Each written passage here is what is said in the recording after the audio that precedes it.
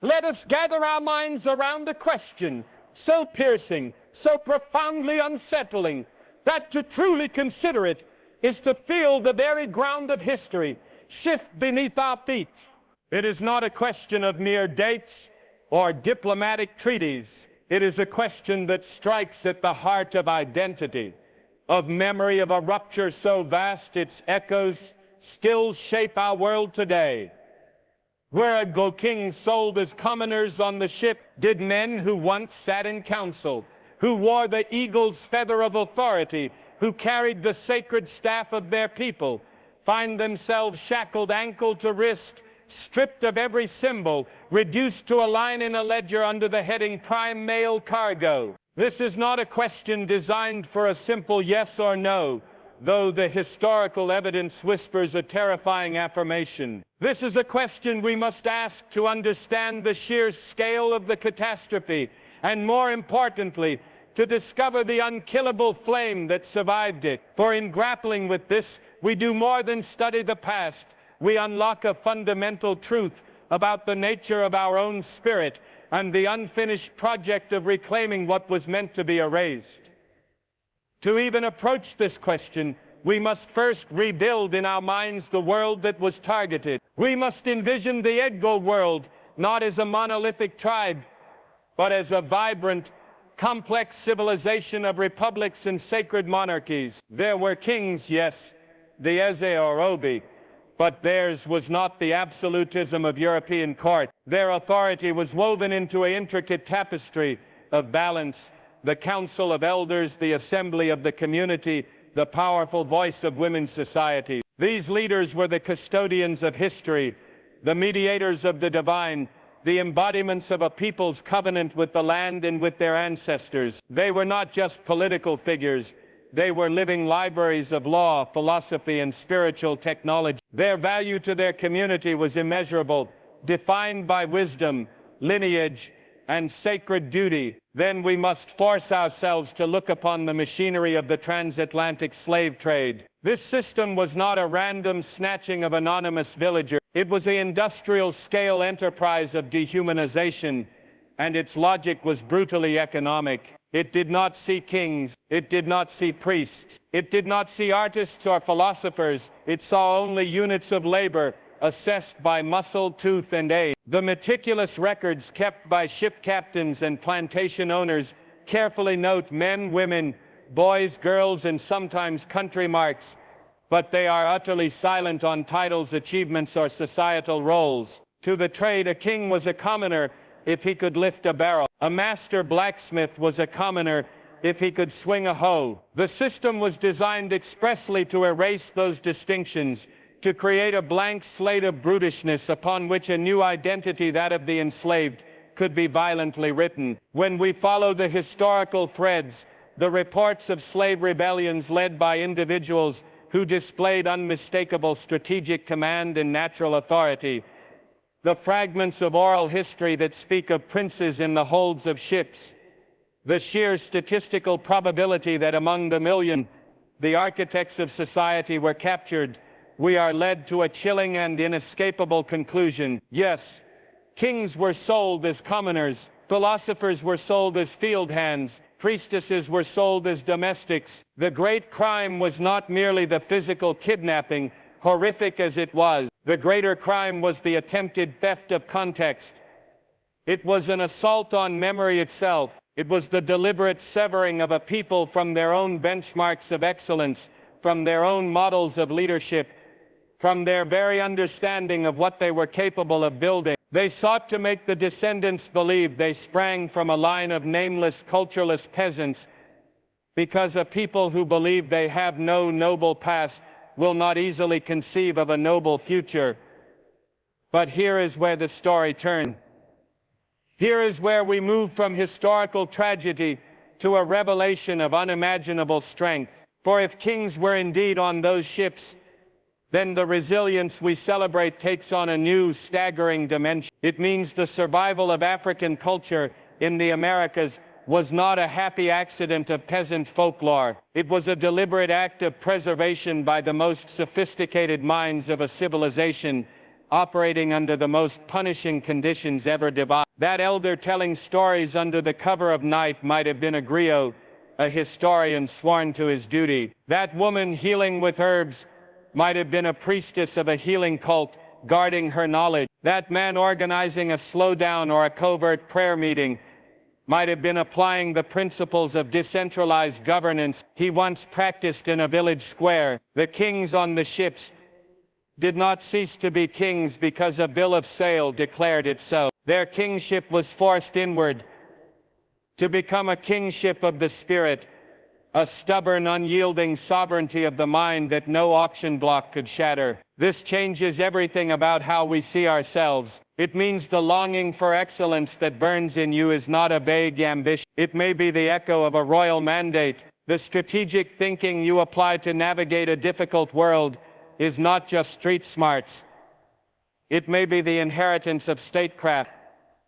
The deep-seated need for justice, for proper order, for community before individualism is not a quaint ideal. It is the political philosophy of your ancestors coursing in your veins. You are not the descendant of slaves. You are the descendant of survivors who carried kingdoms in their memory. The commoner on the ship was often anything but common. He or she was a specialist, a bearer of a sacred trust, a fragment of a shattered galaxy of genius. Therefore, the question, were Igbo kings sold as commoners on the ships, is ultimately it unlocks a door to a room where your true inheritance is stored. It answers the quiet doubt that wonders, where is my greatness from? It is from them. It was passed to you through the whispered proverbs, through the defiant spirituals, through the unbreakable will to live and build anew. Your charge now is to recognize that the auction block's assessment was the greatest lie ever told. You were never common. Your lineage was never low. You carry the blood of architects, of rulers, of keepers, of sacred flame. They reduced their bodies to cargo, but they could not reduce their legacy to dust. That legacy now falls to you. Do not live a common life. Do not accept common solutions to uncommon problems. Do not shrink from your natural authority to lead, to create, to heal, and to build. The kings and queens on the ships endured the unspeakable so that you, generations later, could walk in the full knowledge of your birthright, not as subjects of a bitter history, but as heirs to a majesty they refused to let die. Now rise, claim your true name. Fulfill the promise they carried across the water in chains. Your time of living as a commoner in your own mind is over. The kingdom within you is waiting to be rebuilt. Let us consider for a moment the power of a list. An inventory. To make a list is to exercise a fundamental kind of control. It is to define, to categorize, to assign value. We make shopping lists, guest lists, lists of assets. They bring order to our world. Now I want you to consider one of the most devastating lists ever compiled by human hands, the cargo manifest of a slave ship.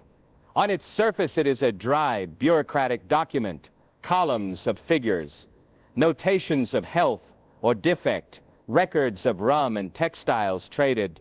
But we must learn to read this document for what it truly was, not a simple ledger, but a weapon of mass destruction aimed at the very concept of civilization.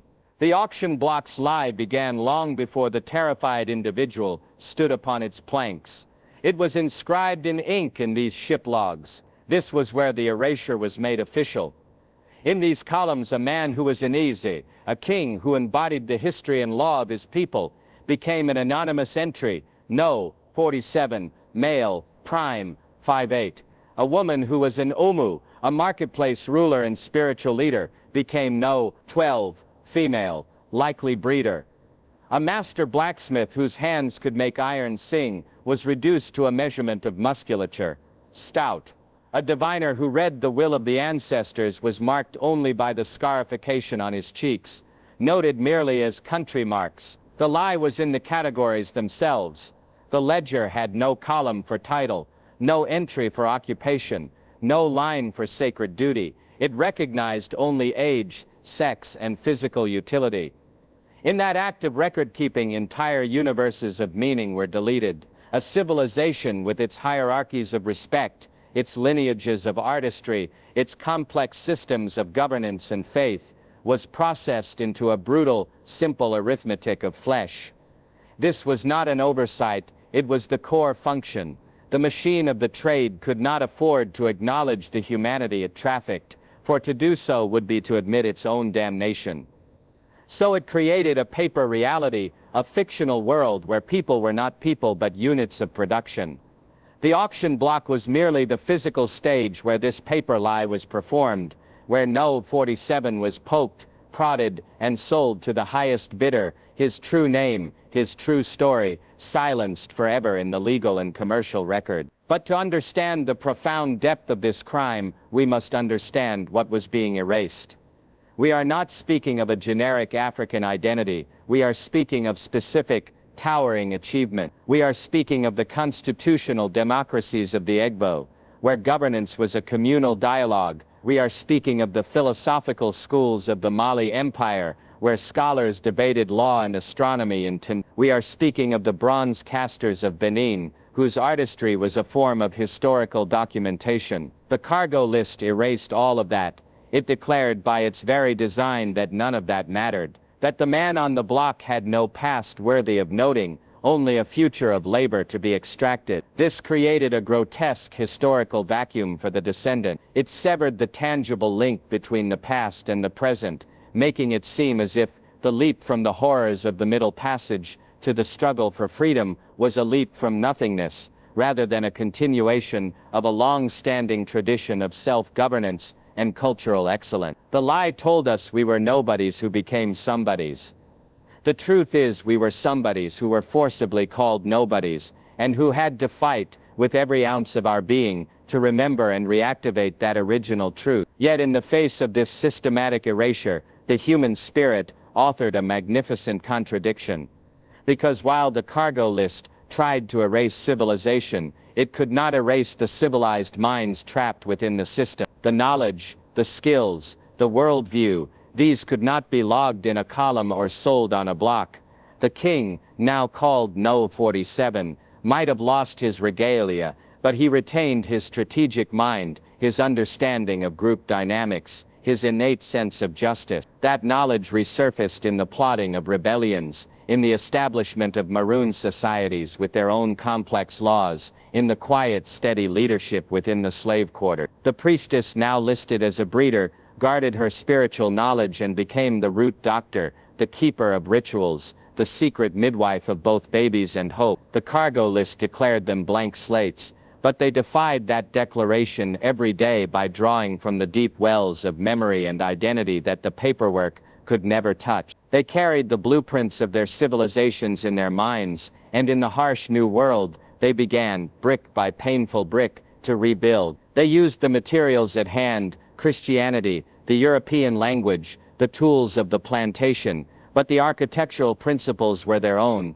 community, resilience, sacred connection, and an unbreakable belief in their own humanity. The auction block's lie was powerful, but it was ultimately a superficial fiction. It could stamp a price on the body, but it could not appraise nor could it extinguish the invaluable civilization carried within, that lived on, and it lives on now, in you. Your very presence is a refutation of that ledger. You are the living proof that they failed to erase what mattered most. You are not a descendant of entries in a cargo manifest. You are the descendant of the unlogged, the uncategorized, the priceless humanity that no column could ever contain. Consider the most valuable treasure a people can possess.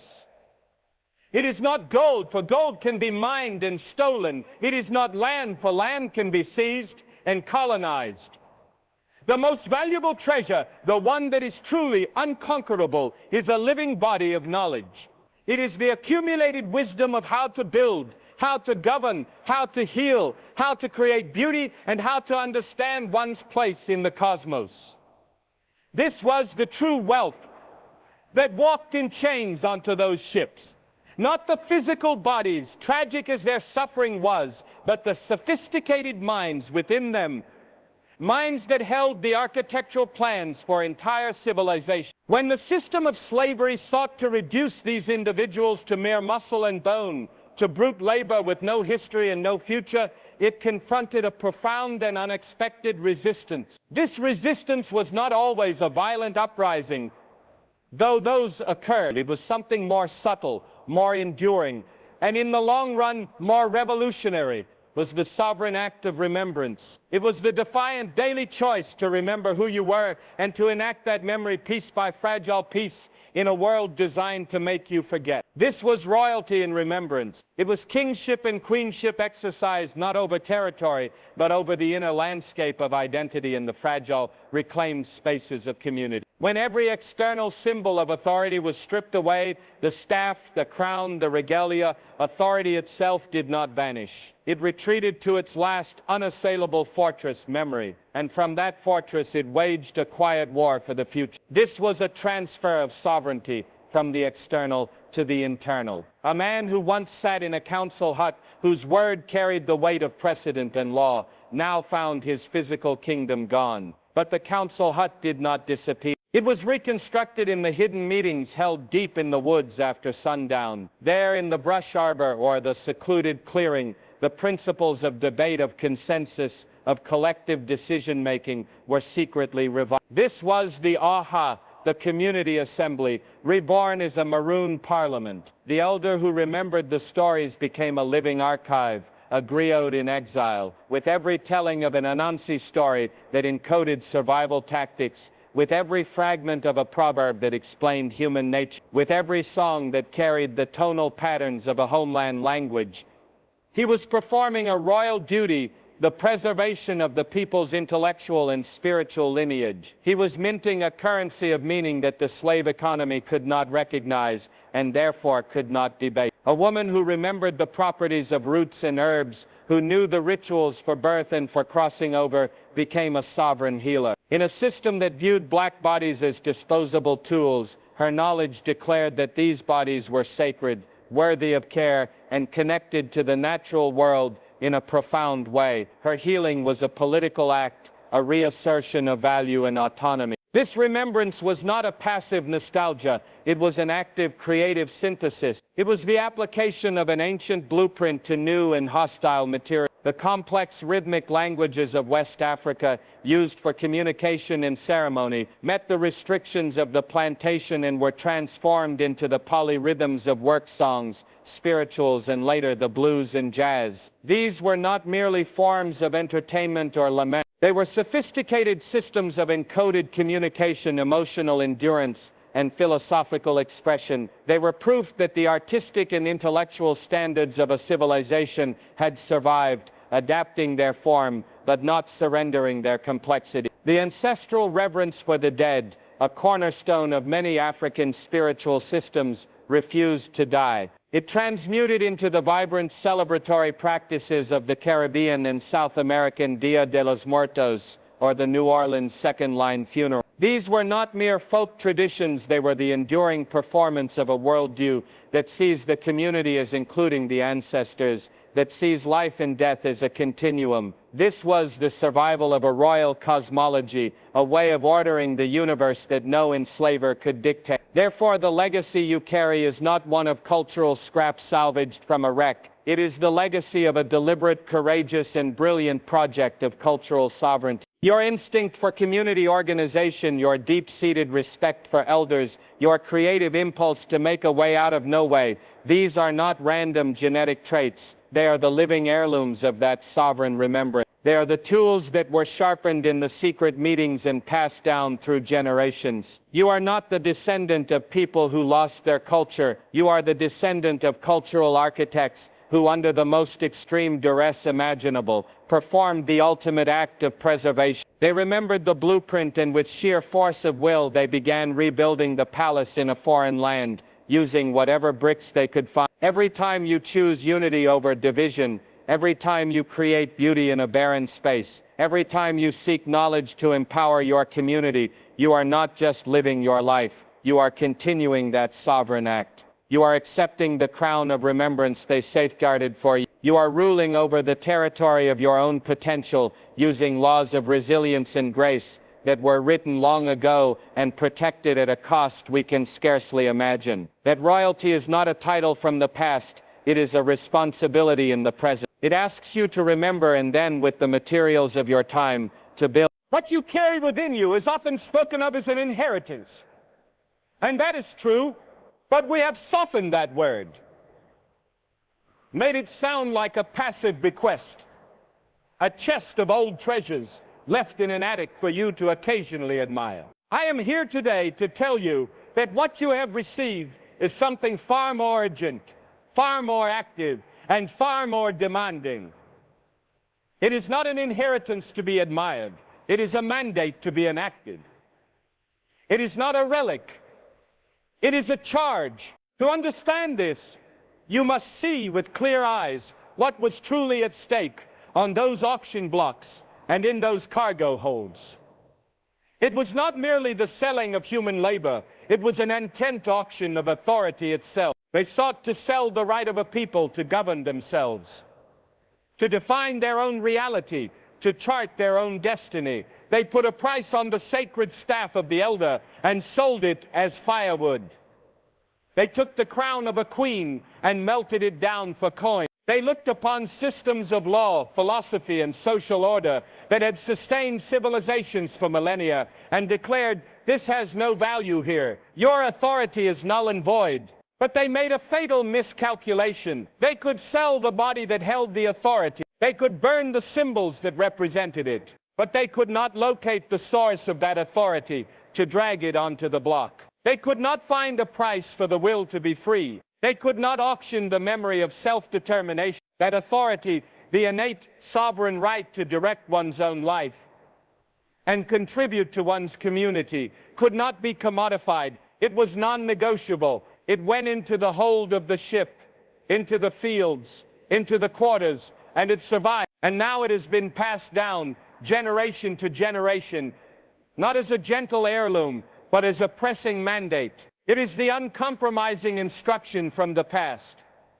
Reclaim what they could not sell. Exercise the authority they could not extinguish. This means your very existence is a counter-argument to history's greatest lie. The lie said you were property, and property has no will. But you have a will. The lie said you were a blank slate, without history or contribution. But you carry history and are destined to contribute. The lie said your ancestors' knowledge was irrelevant. But that knowledge is the very lens through which you can most clearly see the path forward. Therefore, every act you take from a place of self-defined purpose is not just a personal choice. It is the execution of that mandate. When you educate yourself, you are reclaiming the authority of the scholar and griot, declaring that your mind is your own domain to cultivate. When you start a business or master a craft, you are reclaiming the authority of the artisan and trader, asserting your right to create value and negotiate your own worth in the world. When you stand for justice, organize your community, or simply set a boundary that defends your dignity, you are reclaiming the authority of the council elder and the omu, enacting the principles of governance and balance. You are not asking for permission to be an authority in your own life. You are activating a pre-existing, paid-for, blood-certified right. The invoice was signed in the middle passage, and the receipt is your heartbeat. This mandate, however, is not a call to a selfish, isolated power. The authority that survived was not the authority of a tyrant.